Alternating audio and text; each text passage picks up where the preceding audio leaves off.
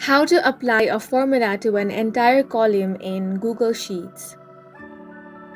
Hi guys, welcome to our channel. Let's begin. First of all, you want to open up any web browser.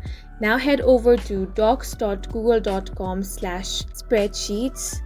You want to make sure that you have signed into your Google account. Now you can either create a new spreadsheet or open an existing one.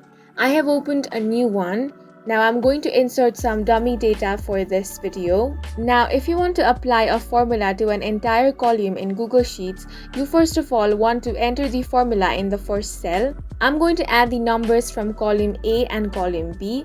For that, I'm going to use the sum formula. Type equals sum bracket open, select the cell, comma, select another cell you want to add, close the bracket and press enter. Once you enter the formula, it is automatically going to ask you for autofill. If you want to autofill the formula in the entire column, you want to click on the tick mark option. Once you do that, you can find the formula has been applied to the entire column. Now there is another way on how you can do this as well. First, you want to enter the formula in the first cell. Now all you want to do is drag and drop. You can drag it for the entire column or up until the row where there is data. As you can see, the formula has now been applied.